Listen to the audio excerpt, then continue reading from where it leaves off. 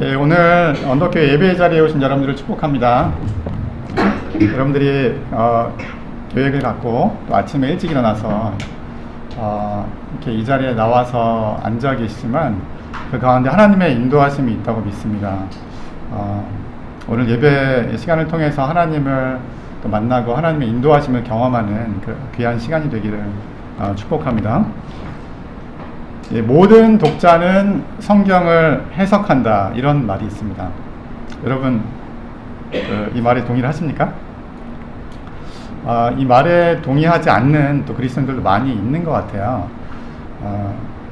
제가 전에 제 후배하고 얘기를 할 기회가 있었는데 성경의 어떤 주제에 대해서 성경의 이제 메시지, 성경의 가르침, 뜻에 대해서 이렇게 이제 다양한 성경에 다양한 입장이 있다. 그래서 뭔가 우리가 그 성경에서 말하는 어떤 주제에 대한 뜻에 대해서 고민과 어떤 해석이 필요하다, 이렇게 얘기를 했더니 그 후배는 이제 무슨 소리냐, 성경의 특정 본문을 이제 얘기하면서 명확하게 얘기하고 있지 않냐, 그래서 뭐 해석이 필요하냐 이런 입장이었어요. 그래서 제가 볼 때 그 후배는 성경을 이제 문자적으로 해석하는 입장인 것 같아요. 창세기 1장에 보면 태초에 하나님이 천지를 창조하신다라는 말씀이 있고, 빛이 있으라 하시면 빛이 있었다고 또 말씀을 하고 있습니다. 그래서 또 2장에는 보면은 하나님은 흙으로 사람을 만들었다고 기록을 하고 있어요. 그래서 어떤 그리스도인들은 이 본문에 대해서 하나님이 정말 빛이 있어라 이렇게 말씀을 해서 빛이 생겼다, 그리고 마치 도예가가 도자기를 빚듯이 지능을 가지고 사람을 이렇게 빚어서 사람을 만들었다, 이렇게 해석을 하기도 하고, 또 다른 그리스도인은 그것은 이 우주 만물의 기원이, 사람을 포함해서 우주 만물의 기원이 하나님이다, 하나님이 창조다라는 것을 설명하는 선언적인 그런 말씀이다, 이렇게 이제 해석을 하기도 합니다. 그래서 우리 모두는 성경 본문을 볼 때 우리가 쓰고 있는 안경으로 해석해야 한다는 것을 이해해야 합니다. 사실 오늘의 제 설교는 저의 안경으로 읽는 저 나름의 해석입니다. 그래서 이 해석이 절대적이라고 절대로 생각하지 않고 다양한 해석이 가능합니다. 그래서 여러분들 이따가 설교 질문 시간에, 또 질문과 이제 의견 시간에 여러분들의 생각을 나눠주셔도 좋을 것 같아요.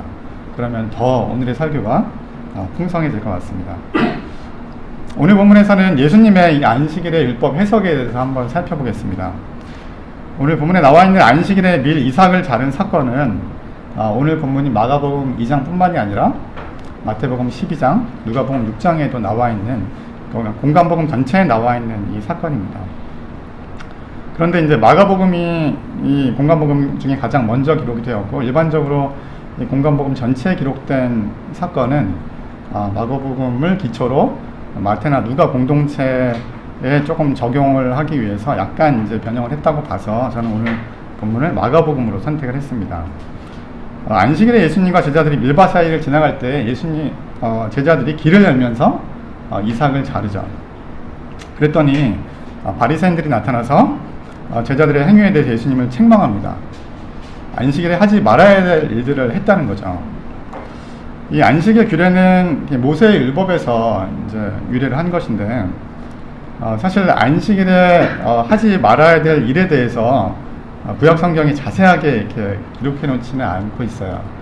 뭐 안식일에라 쉬어라, 일을 하지 말아라, 그리고 안식일에 뭐 불을 피지 말아라, 뭐 그 정도 자세하게 이제 기술을 하고 있지 않은데, 뭐 율법에 나와 있는 말씀을 기초로 해서 유대인들의 이제 문서인 미시나라는 문서에 보면은 39가지 안식일에 하지 말아야 할 일들에 대해서 이제 구체적으로 또 기술을 하고 있습니다.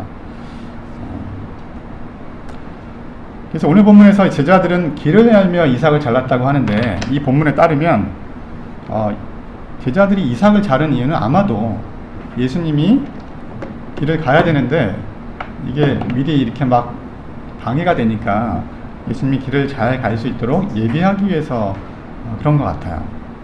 그런데 이 마가복음의 병행 본문인 마태복음과 누가복음에서는 예수님의 제자들이 이 배가 고파서 이삭을 잘라 먹었다고 기록을 하고 있습니다. 바리새인들은 제자들이 안식일에 길을 여는 행위나 또는 이삭을 자르는 수학 행위를 문제 삼은 것 같아요. 안식일에 하지 말아야 될 일들을 했다는 거죠. 이에 대해서 예수님은 사무엘상 21장에 기록된 이제 다윗의 진설병 사건을 언급하면서 다윗도 율법에서는 제사장에게만 이제 허락되고 먹을 수 있는 그 진설병을 다윗이 먹고 또 그것을 부하들에게 주었다고 주장을 하면서 예수님의 제자들이 율법을 어기긴 했지만 그 행위가 문제가 없다라고 말씀을 하시죠. 구약 성경의 이 안식일 규례에 대해서 한번 살펴보면 좋을 것 같아요. 구약 성경에서는 십계명이 이제 두 가지 형태가 크게 나옵니다. 출애굽기 20장과 신명기 5장에서 나오는데 이 십계명에서 이제 안식일 규례만 한번 살펴볼게요. 출애굽기 20장 보시면 제가 읽어드릴게요. 일곱째 날은 내 하나님 여호와의 안식일인즉 너나 내 아들이나 내 딸이나 내 남종이나 내 여종이나 내 가축이나 내 문 안에 머무는 객이라도 아무 일도 하지 말라. 이는 엿새 동안에 나 여호와가 하늘과 땅과 바다와 그 가운데 모든 것을 만들고 일곱째 날에 쉬었습니다. 그러므로 나 여호와가 안식일을 복되게 하여 그날을 거룩하게 하였느니라.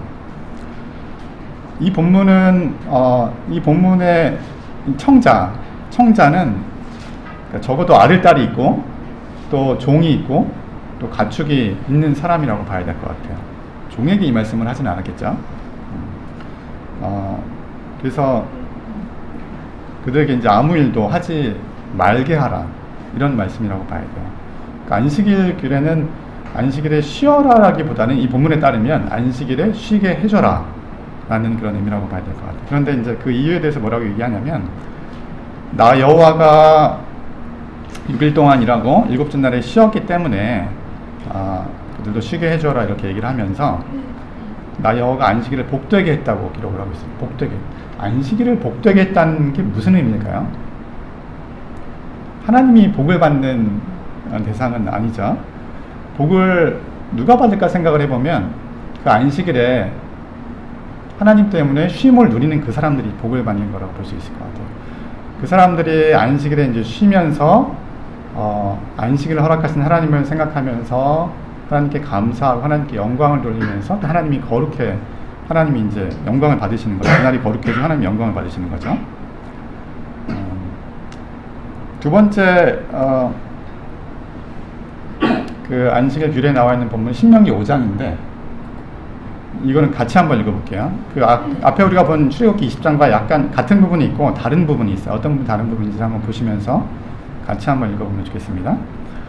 일곱째 날은 내 하나님 여호와의 안식일인즉 너나 내 아들이나 내 딸이나 내 남종이나 내 여종이나 내 소나 내 낙이나 내 모든 가축이나 내 문 안에 유하는 객이라도 아무 일도 하지 못하게 하고 내 남종이나 내 여종이나 너같이 안식하게 할지니라. 너는 기억하라. 내가 애굽 땅에서 종이 되었나니 내 하나님 여호와가 강한 손과 편팔로 거기서 너를 인도하여 내었나니 그러므로 내 하나님 여호와가 내게 명령하여 안식일을 지키라 하느니라. 신명기 5장에서는 이제 출애굽기 20장에 없는 내용이 나오는데 그 내용이 뭐냐면은 내 남종이나 내 여종에게 너같이 안식하게 할지니라 라고 얘기하고 있어요. 사실 주인은 아무 때나 쉴 수 있습니다. 주인은 아무 때나 쉴 수 있지만 종은 잘 못 쉬죠. 주인의 허락이 없으면 못 쉬는데 내 남종이나 여종에게 너처럼 쉬게 해줘라 라는 것이 이제 안식일의 규례이고, 그런데 그 이유를 뭐라고 얘기를 하고 있냐면 너도 애굽에서 종이었다 이렇게 얘기하고 있어요.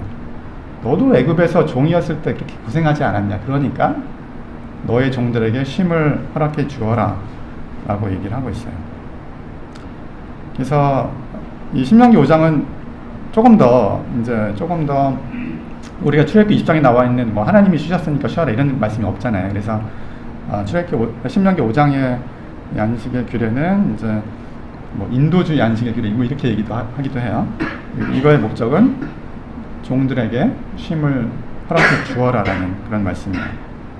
예수님은 이런 안식일의 의미를 잘 이해하고 계셨어요. 그래서 27절에서 아주 혁명적인 말씀을 하시는데 뭐라고 말씀하시냐면 안식일이 사람을 위하여 있는 것이요 사람이 안식일을 위하여 있는 것이 아니라고 말씀하세요.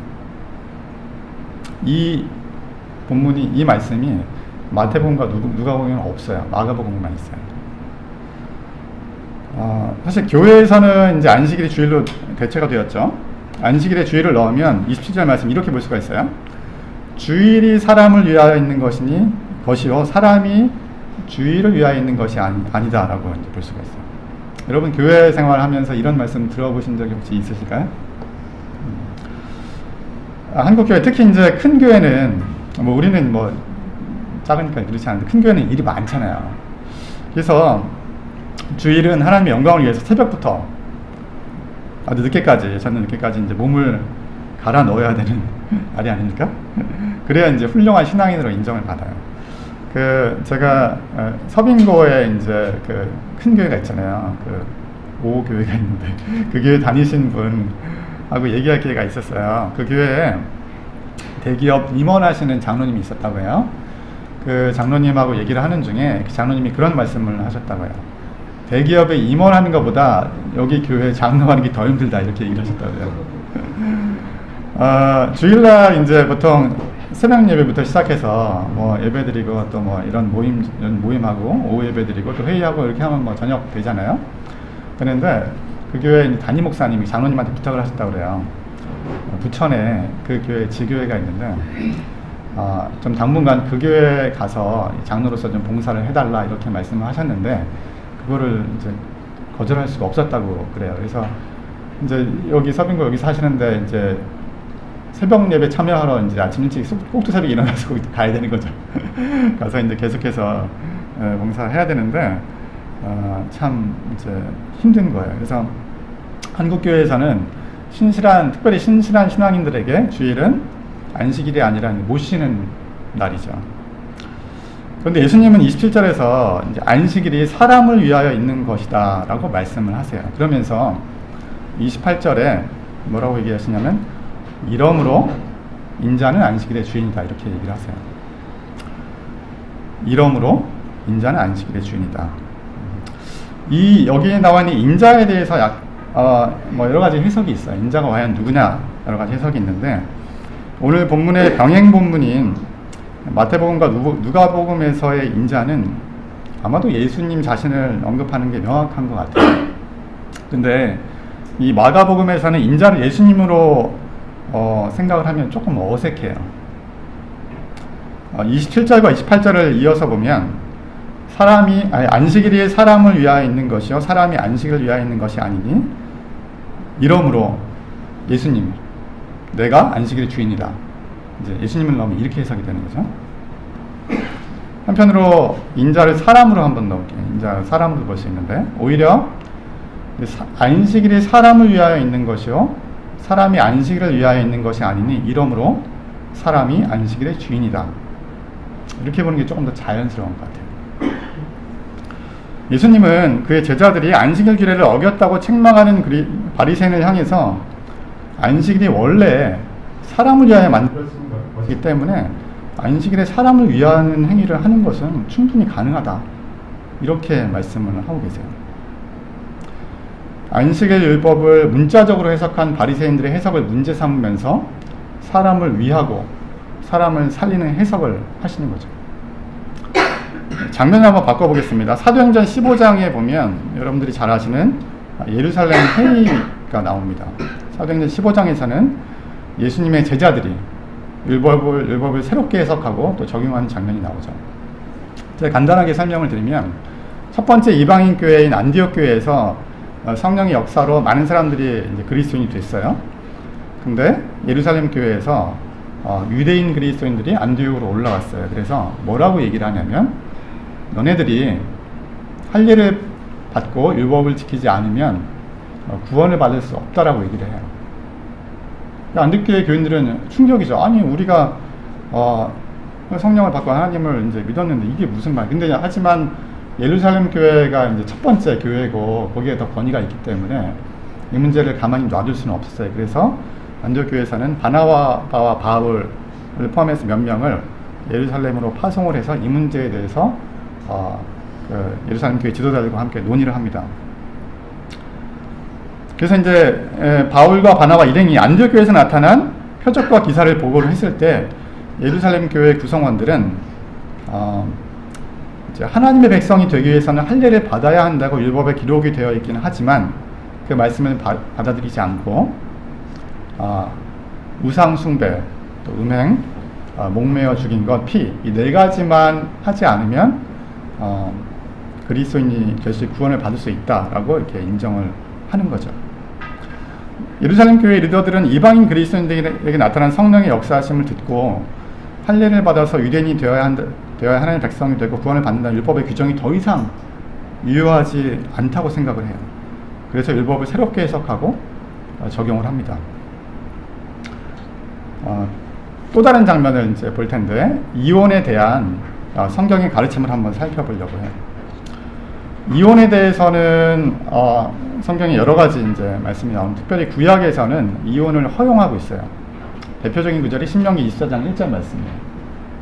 보시면, 사람이 아내를 맞이하여 데려온 후에 그에게 수치되는 일이 있음을 발견하고 그를 기뻐하지 아니하면 이혼 융서를 써서 그의 손에 주고 그를 자기 집으로 내보낼 것이요, 이렇게 얘기하고 있어요.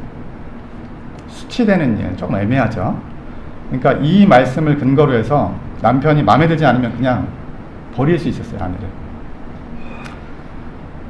그래서 예수님은 이혼을 반대하셨어요.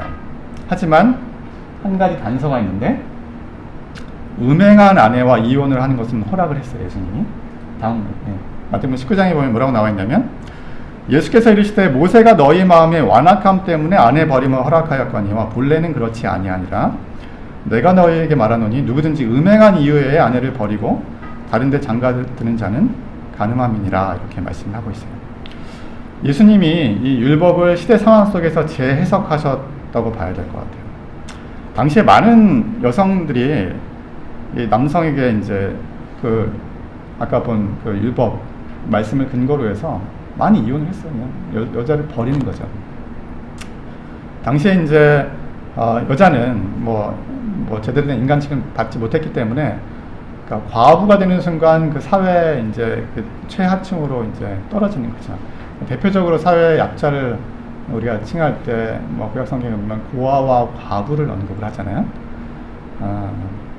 그래서 그런 수많은 그런 여성들, 남편에게 버려져서 고통받는 여성들을 보면서 아마도 예수님이 이건 안 된다. 구약에서, 율법에서 얘기하고 있지만 이거는 아니다라고 생각을 하신 것 같아요. 그래서 이제 이혼을 금했고 반대를 했고, 이제 하지만 음행한 아내하고는 이혼할 수 있다는 단서를 하나 다루신 거죠. 그 다음에 바울의 이혼에 대한 그런 입장을 한번 볼 텐데, 바울은 아내가 음행한 이유 이외에도 이혼을 인정하고 있어요. 예수님과 조금 다릅니다. 고린도전서 7장 15절에 보면 바울은 믿지 않는 배우자가 이혼을 요구하면 이혼하라고 말씀을 하고 있어요. 말씀을 한번 보시면, 고린도전서 7장에 결혼한 자들에게 내가 명하노니, 명하는 자는 내가 아니요 주시라, 예수님이라고 하는 거죠. 여자는 남편에게서 갈라서지 말고 만약에 갈라섰으면 그대로 지내진 다시 그 남편과 화합하든지 하라. 남편도 아내를 버리지 말아라. 그 나머지 사람들에게 내가 말하는, 그 나머지 사람들은 여기서 그리스도인과 비그리스도인, 이 부부인 사람들을 주로 지칭하는 거예요. 이는 주의 명령이 아니라 사도 바울 자신의 뜻이라고 얘기를 하는 거예요. 만약 어떤 형제에게 믿지 아니하는 아내가 있어 남편과 함께 살기를 좋아하거든 그를 버리지 말며, 어떤 여자에게 믿지 아니하는 남편이 있어 아내와 함께 살기를 좋아하거든 그 남편을 버리지 말라. 믿지 아니하는 남편이 아내로 말미암아 거룩하게 되고 믿지 아니하는 아내가 남편으로 말미암아 거룩하게 되나니, 그렇지 아니하면 너희 자녀도 깨끗하지 못하니라. 그러나 이제 거룩하니라. 혹 믿지 아니하는 자가 갈리거든 갈리게 하라. 형제나 자매나 이런 일에 구애될 것이 없느니라. 그러나 하나님은 화평 중에서 너희를 부르셨느니라. 15절 말씀이 바울의 이제 입장인데, 이 말씀을 조금 쉬운 성경으로 제가 다시 한번 읽어드릴게요. 말이 조금 어렵죠. 뭐라고 기록하냐면, 그러나 만일 믿지 않는 사람이 헤어지자고 한다면 그렇게 하게 하십시오. 이런 경우에는 형제나 자매나 얽매일 필요가 없습니다. 하나님께서는 여러분이 평화롭게 살도록 부르셨습니다. 고린도 교회 안에 믿는 자와 믿지 않는 그런 부부가 있었던 것 같아요. 당시 사회에서는 이제 기독교로 개종한 사람들이 배우자로부터 이혼을 당하는 경우도 많이 있었어요. 반면에 고린도 교회 안에 있는 어떤 성도는 본인이 신앙생활에 더 집중하기 위해서 믿지 않는 배우자와 이혼을 하려는 그런 교인들이 고린도 교회 안에 있었던 거예요. 그래서 믿지 않는 배우자가 내가 예수님을 믿지 않는다는 이유로 이혼을 당하는 일이 이제 교회 안에서 생겨나는 거죠. 그래서 바울은 믿는 자가 이혼을 먼저 요구하지는 말아라. 하지만 믿지 않는 배우자가 원하면 이혼을 해줄 수 있다. 이렇게 얘기를 하고 있어요. 그 이유는 평화롭게, 화평 중에서 너희를 부르셨다. 평화롭게 사는 것을 하나님께서 기뻐하신다라고 얘기를 하고 있어요. 결혼 관계가 지나치게 서로에게 파괴적이라면 이혼을 할 수도 있다. 이렇게 볼 수도 있을 것 같아요.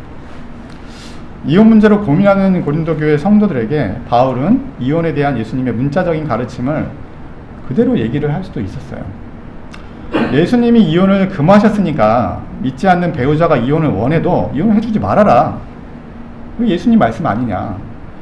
혹시 그가 나중에라도 예수님을 믿고 구원을 받을 수 있지 않느냐. 이렇게 얘기를 할 수도 있었을 거예요, 바울이. 지금 우리 한국교회에서 이렇게 얘기하는 교회들이 있어요.